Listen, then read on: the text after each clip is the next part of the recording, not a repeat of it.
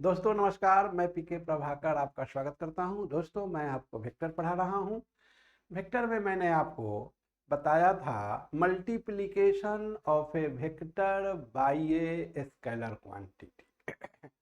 आज मैं आपको बताने जा रहा हूं पॉलीगन लॉ।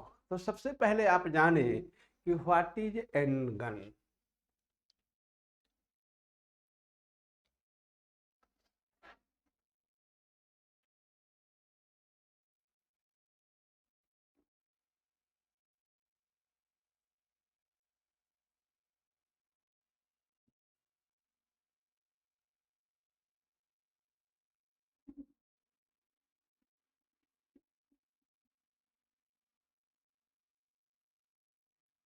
पेज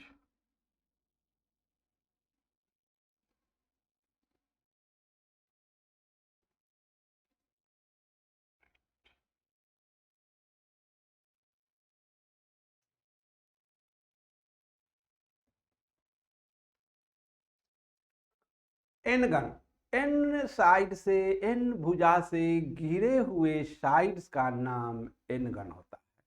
बंधु एन गन दो प्रकार का होगा, या तो होगा एक रेगुलर गन एन गन होगा या इरेगुलर एन गन होगा। तो रेगुलर एन गन में सारे साइड्स बराबर होंगे। तो सबसे पहले देखें हम लोग N gon.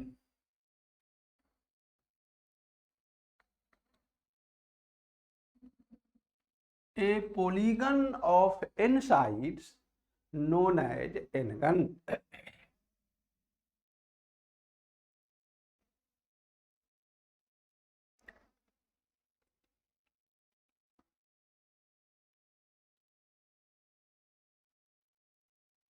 A polygon of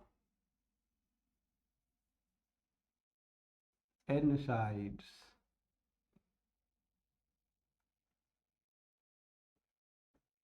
called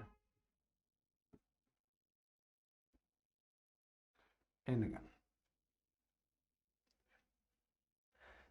n भुजा से घिरे हुए साइड हो।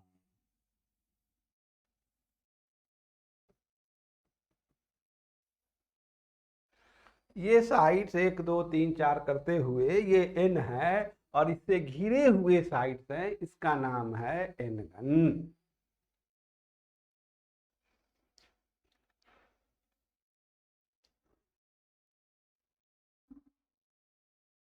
Regular N gon.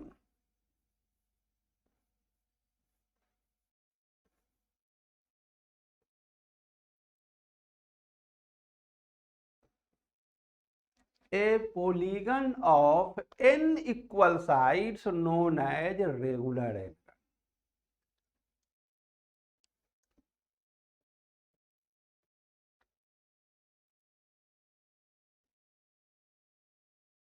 A polygon of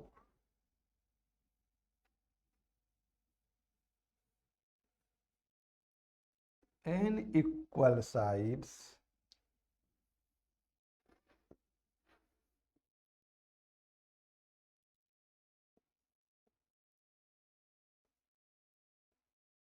known as regular n. देखो बंधु, रेगुलर एनगन का बहुत ज़्यादा यूज हम फिजिक्स में लेंगे, खास के इलेक्ट्रोस्टैट में लेंगे। जैसे रहेगा रेगुलर हेक्सागन, तो रेगुलर हेक्सागन के वर्टिसेस पर पॉजिटिव चार्ज क्यों दिए हुए रहेंगे। तब क्वेश्चन पूछता है what is the nature of charge which is placed at the centre of the regular hexagon. तो बंधु, जहां पर भी रेगुलर आए समझ लेना सभी साइड्स बराबर हैं और उसका व्यापक यूज फिजिक्स में होगा।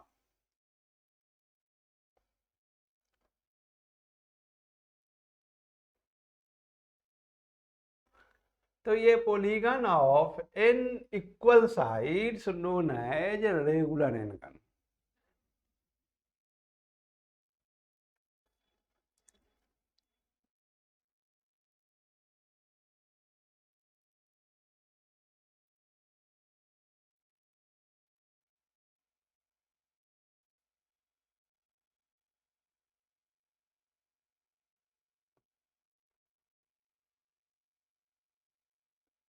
तो बंधु ये एक रेगुलर एंड गन हुआ। A B C dot dot dot.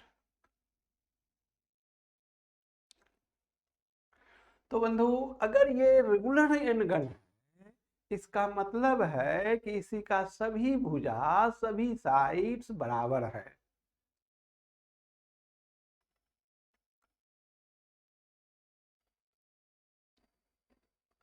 तो मैं आपको एक छोटा सा क्वेश्चन दे रहा हूं। You are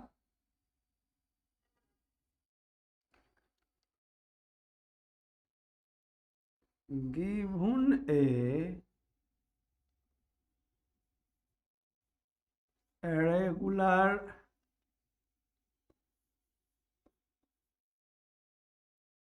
n-gun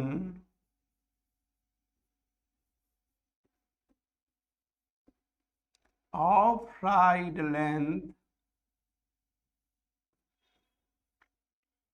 a, small a, find the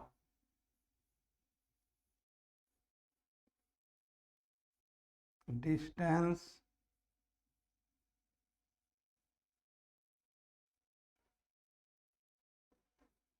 from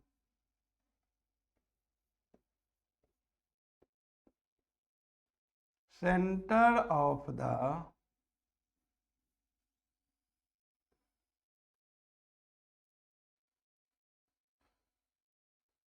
regular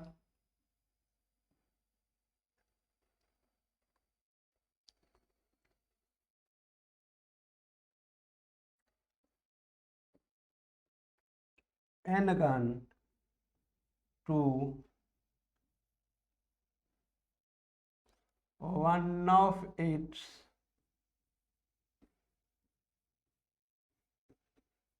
vertex। यानी सेंटर जो है, सेंटर से इसके वर्टेक्स के बीच की दूरी निकालना है। यानी इसे मैं ओ डैश कहता हूं, तो आपको निकाल देना है ओ ए डैश या ओ डैश ए। इसका साइड लेंथ ए दिया गया है।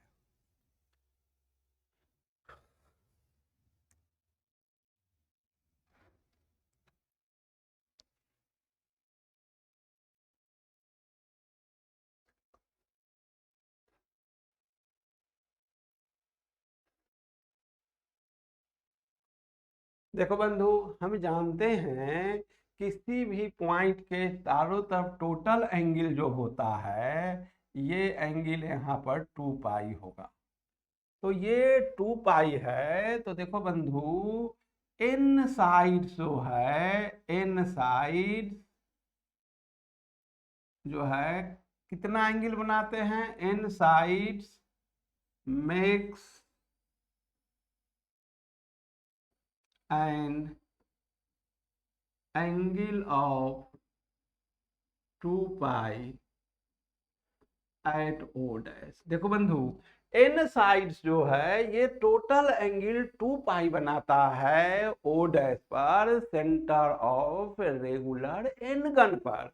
तो एक साइड जो है वो एंगल बनाएगा 2 पाई बाई एन। तो एक साइड जो है वो 2 पाई बाई एन एंगल बनाएगा। तो देखो बंधु, ये एंगल जो हुआ ये है 2 pi by N. Now a perpendicular O dash L is dropped on OA।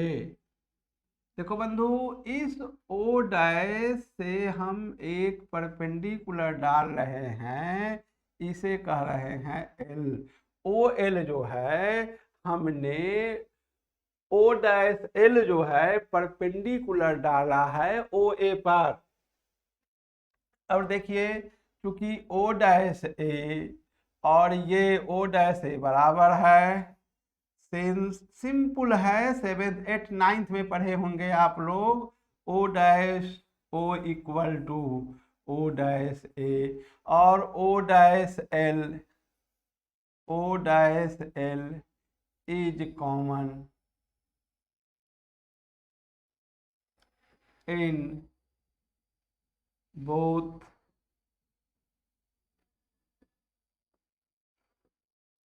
Triangles. और ये बंधु ओ एल हो गया है a/2, ये हो गया है a/2। Therefore triangle O dash O L and O dash L are equal in all respects. Therefore triangle O dash O L and triangle O dash L A are equal in all respect. Hence, angle O dash L equal to angle L dash A equal to π/n। तो ये angle बंधु हो गया π/n और ये angle भी हो गया π/n।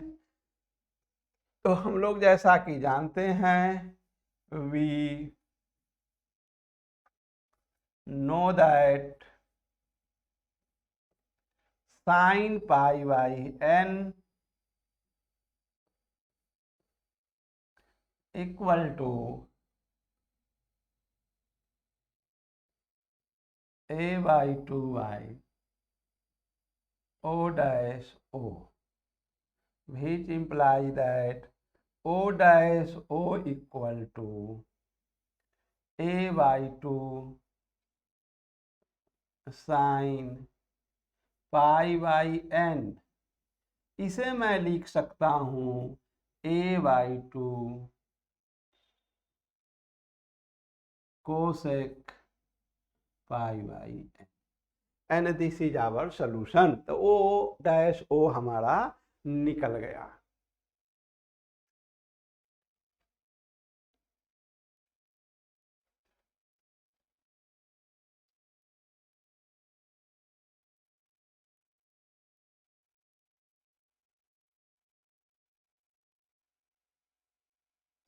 You are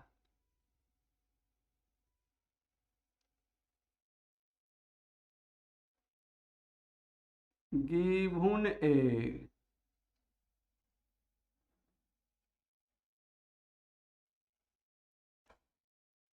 hexagon of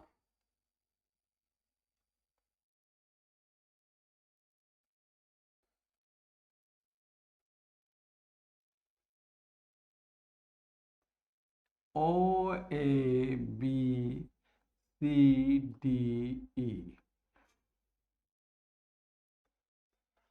5 sides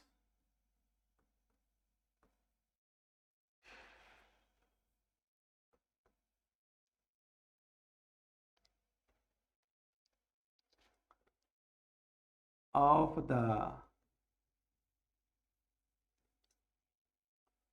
hexagon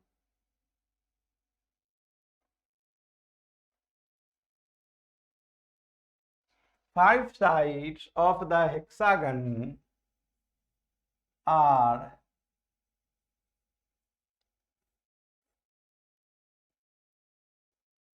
represented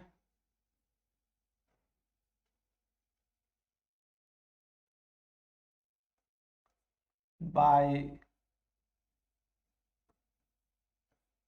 vectors A, B C D and E. Find their sum.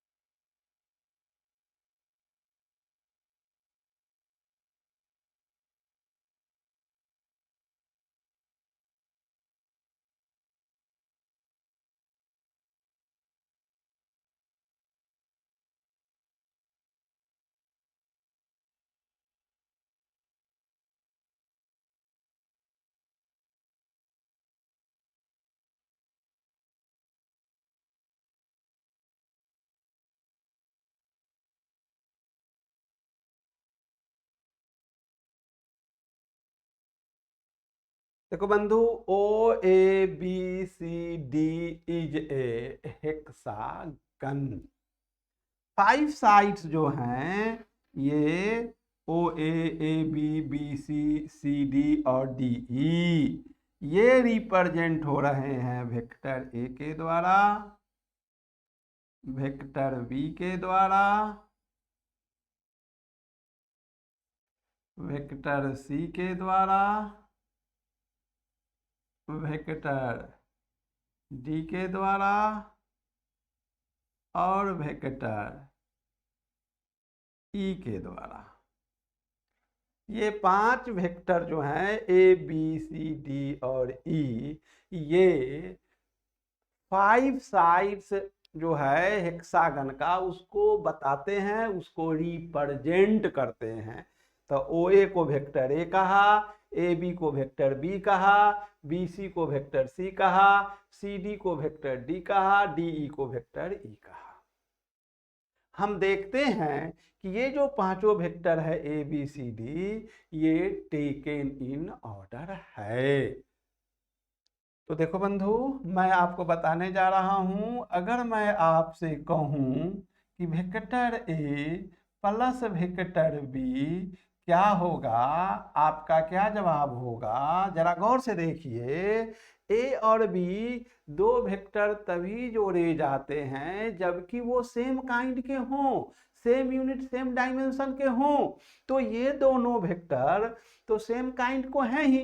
साथ ही साथ हम ये ऑब्जर्व कर रहे हैं कि टेल हेड ये दोनों वेक्टर टेकन इन ऑर्डर हैं। तब इन दोनों वेक्टर का जो जोड़ होगा त्रिभुज के तीसरे भुजा के द्वारा निरूपित होगा, जिसे हम लोग ट्रायंगल लॉ के नाम से जानते हैं और आपको काफी डिटेल में हम पढ़ाए भी हैं।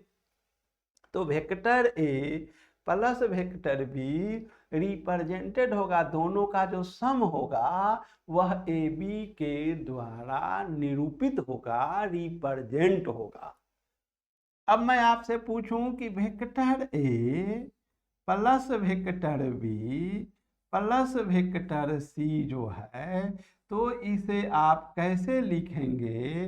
तो ए प्लस बी के जगह तो हम लिखेंगे ओ बी और इसे लिखेंगे सी बंधु। तो जरा गौर से देखो, ये O B plus vector C, ये दोनों वेक्टर टेकन इन ऑर्डर हैं। अतः ट्रायंगल लॉ के हिसाब से vector O B plus vector B C यानी vector C must be equal to ये वेक्टर ओ सी के बराबर होगा। इसे मैं कह रहा हूं ऑर्डर नंबर 2।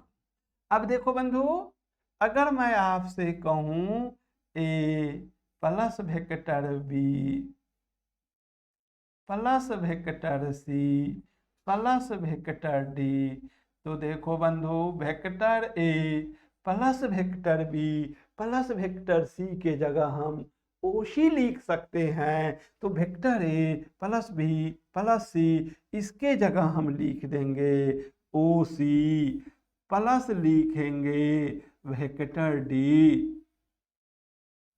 तो ओ सी प्लस डी, पुनः ये दो वेक्टर टेकन इन ऑर्डर हैं, टेल हेड हैं। तो इन दोनों वेक्टर का जोड़ जो होगा वह रिप्रेजेंट होगा ओडी के द्वारा। तो इसे हम लोग लिखेंगे ओडी। इसे हम कह रहे हैं ऑर्डर नंबर 3। अब देखिए आप, vector A plus vector B plus vector C plus vector D plus vector E. तो देखो बंधु, vector A plus B plus C plus D के जगह हम ओडी लिखेंगे। तो ये हो जाएगा ओडी प्लस ई। अब जरा आप गौर से देखिए, ओडी प्लस ई ये दोनों वेक्टर टेकन इन ऑर्डर है, तब इनका जोड़ जो होगा ओ ई के बराबर होगा। तो ये हो जाएगा ओ ई। तो बंधु, यहाँ से हमने आपको ये प्रूफ किया कि A plus B plus C plus D plus E equal to O E. यह ओ ई के बराबर हुआ। तो हम क्या ऑब्जर्व करते हैं, इसे जरा गौर से देखिए।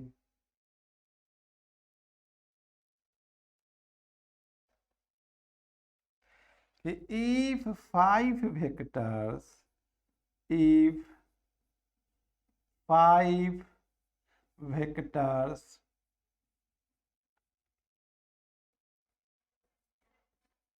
of the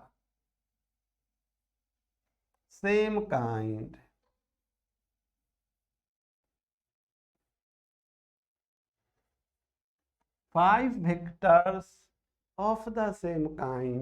are represented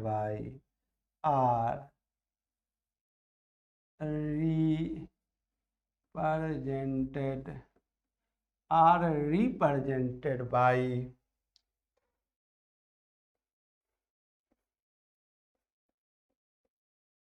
five sides of a hexagon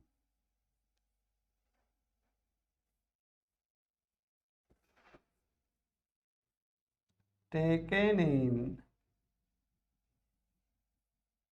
order, then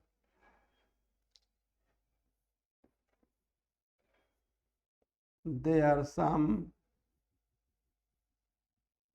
or resultant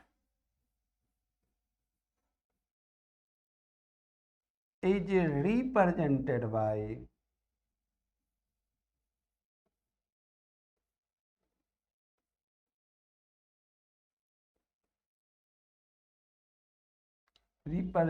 by sixth side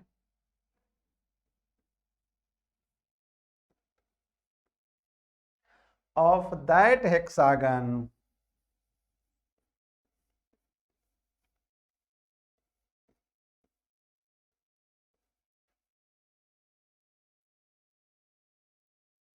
taken in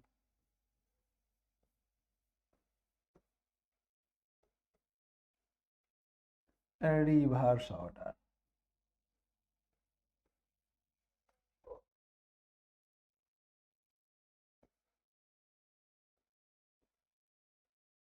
देखो बंधु, मैं आपको अब समझाने जा रहा हूं, इसे जरा ठीक से समझने का प्रयास करें। सबसे पहले आप ये देखें कि ये 5 वेक्टर जो हैं ए बी सी डी ई, सबसे पहले ये पांचों वेक्टर सेम काइंड को होंगे, सेम यूनिट के होंगे, सेम डायमेंशन के होंगे, तभी तो हम इसको जोड़ सकते हैं। दूसरी बात, देखिए टेल है, हेड है, टेल है, हेड है, टेल है, हेड है। मैं आपको लिख दे रहा हूं, जरा इसे गौर से देख लें। ये जो है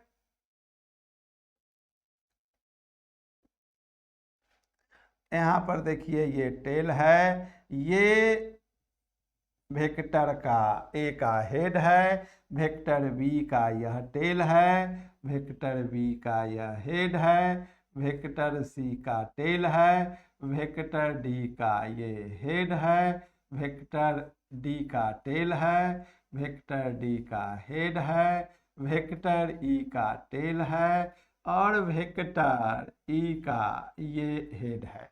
तो देखो बंधु, ये पांचों वेक्टर जो हैं वो टेकन इन ऑर्डर हैं, tail head, tail head, tail head, tail head, tail head. तो सबसे पहले हमने ये ऑब्जर्व किया कि ये पांचों वेक्टर सेम काइंड के हैं और पांचों वेक्टर टेकन इन ऑर्डर हैं।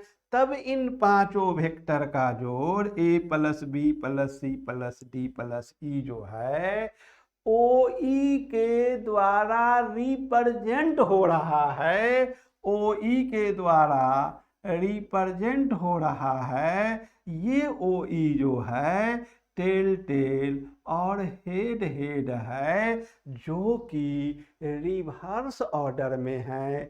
तो इसी को हम लोग एक छोटा डेफिनेशन में लिखे हैं कि if 5 vectors of the same kind are represented by 5 sides of a hexagon taken in order, then their sum or resultant is represented by 6th side of that hexagon taken in reverse order।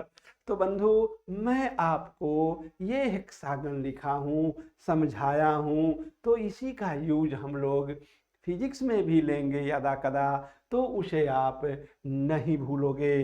तो मैं अगला class जब लूँगा तो मैं आपको इसी को जनरलाइज करूँगा और जनरलाइज करने के बाद मैं आपको पॉलीगन लॉ बताऊँगा जनरलाइज करने के बाद।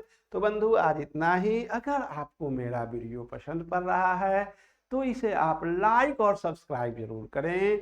आपका लाइक और सब्सक्राइब ही है कि मुझे मोटिवेट करता है ज़्यादा से ज़्यादा वीडियो बनाने के लिए। मैं पूरा आशा और विश्वास रखता हूँ कि आप लोग ज़रूर हमको सब्सक्राइब करेंगे चैनल को, और कम से कम एक दोस्त के पास इसे शेयर जरूर करें। तो आज इतना ही रहेगा बंधु। Thank you very much.